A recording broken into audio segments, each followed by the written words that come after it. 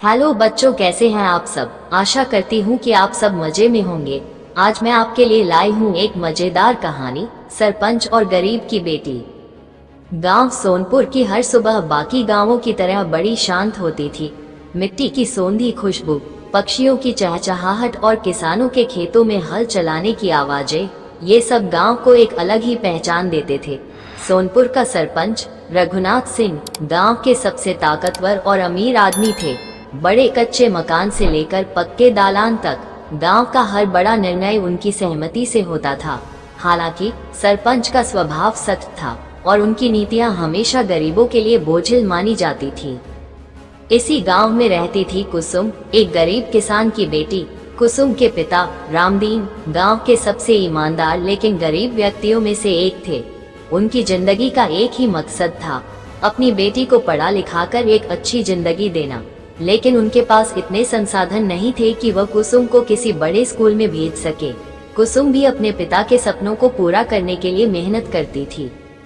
कुसुम के पास किताबें कम थी, लेकिन पढ़ने का जुनून बहुत ज्यादा था। वह सुबह खेतों में अपने पिता के साथ काम करती और दोपहर में पेड़ के नीचे बैठकर पढ़ाई करती। गांव के बाकी बच्चे जब खेलते तब कुसुम किताबों में खोई रहती। उसकी मेहनत देखकर कई लोग उसे ताने देते थे, कुसुम पढ़ाई करके क्या करोगी, लड़कियां तो चूल्हा चौका संभालने के लिए बनी हैं।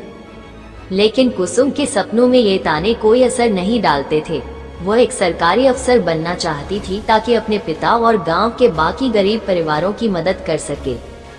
एक दिन गांव के स्कूल में एक बड़ा समारोह रखा गया। सरपंच रघुनाथ सिंह ने खुद वहां शिरकत की। कुसुम ने समारोह में भाषण दिया, जिसमें उसने शिक्षा की महत्ता और गांव के बच्चों के अधिकारों पर बात की। उसकी बातें सुनकर पूरा स्कूल तालियां बजाने लगा। सरपंच को भी उसकी प्रतिभा पर गर्व हुआ, लेकिन उनका ध्यान इस बात पर भी गया कि वो गरीब किसान की बेटी है। समारोह के बाद सरपंच ने कुसुम को बुलाया। तुम्हारा नाम क्या है बेटी, सरपंच ने पूछा। जी कुसुम, तुम बहुत अच्छा बोलती हो। तुम्हारे पिता कौन हैं? जी रामदीन। रघुनाथ सिंह ने रामदीन का नाम सुनते ही आंखें तरेर ली। वह रामदीन को पसंद नहीं करते थे क्योंकि वह हमेशा सरपंच के खिलाफ बोलता था। सरपंच ने कुसुम की प्रतिभा को देखते हुए घोषणा की कि वह उसकी आगे की पढ़ाई का खर्चा उठाएंगे। पूरे गांव में ये खबर फैल गई। कुछ ने इसे सरपंच की दया समझा तो कुछ ने इसे उनकी राजनीति। रामदीन ने इस प्रस्ताव को ठुकरा दिया। मैं अपनी बेटी की पढ़ाई खुद कराऊंगा, भले ही मुझे कितना भी संघर्ष क्यों न करना पड़े, रामदीन ने कहा। रामदीन की इस जिद के बावजूद कुसुम ने हार नहीं मानी। उसने खुद पढ़ाई के लिए गांव के बच्चों को ट्यूशन देना शुरू किया। वह दिन रात मेहनत करती और किताबें खरीदने के लिए पैसे जुटाती। सरपंच के बेटे अर्जुन, जो शहर में पढ़ता था, छुट्टियों में गांव आया। अर्जुन ने कुसुम की लगन और मेहनत को देखा और उसकी मदद करने की सोची। अर्जुन ने अपनी पुरानी किताबें कुसुम को दी और उसे कुछ विषयों में मार्गदर्शन भी दिया। धीरे धीरे अर्जुन और कुसुम के बीच दोस्ती हो गई। ये दोस्ती गांव में चर्चा का विषय बन गई। जब रघुनाथ सिंह को इस बारे में पता चला तो वह आग बबूला हो गए। उन्होंने अर्जुन को चेतावनी दी, तुम्हारा इस गरीब लड़की से कोई वास्ता नहीं होना चाहिए, हमारी इज्जत मिट्टी में मिल जाएगी। लेकिन अर्जुन ने अपने पिता की बात नहीं मानी। उसने कहा, पिताजी, कुसुम की मेहनत को देखकर मैं उसकी मदद कर रहा हूँ, इसमें गलत क्या है? अर्जुन और कुसुम की दोस्ती ने सरपंच के अंदर बदलाव लाने की शुरुआत की। अर्जुन ने अपने पिता को समझाया कि गरीब और अमीर का भेदभाव खत्म करना जरूरी है।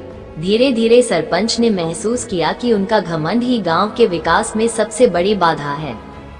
कुसुम ने अपनी मेहनत से सरकारी परीक्षा पास की और एक अफसर बन गई। जब वह गांव लौटी तो पूरा गांव उसका स्वागत करने के लिए खड़ा था। यहाँ तक कि सरपंच ने भी उसे बधाई दी। कुसुम ने साबित कर दिया कि हालात चाहे जैसे भी हों, अगर इंसान मेहनत और लगन से कुछ करना चाहे तो उसे कोई रोक नहीं सकता। सरपंच रघुनाथ सिंह ने भी अपनी सोच बदली और गांव के विकास में गरीबों को साथ लेकर चलने का निर्णय लिया। ये कहानी बताती है कि बदलाव तब आता है जब इंसान अपनी सोच बदलती है। कुसुम की सफलता और सरपंच का बदलाव इस बात का उदाहरण है कि समाज को सही दिशा में ले जाने के लिए शिक्षा और समानता कितनी जरूरी है। ऐसी ही मोटिवेशनल वीडियो देखने के लिए चैनल को सब्सक्राइब करें वीडियो को लाइक करके कमेंट में जय हिंद जरूर लिखें। जय हिंद।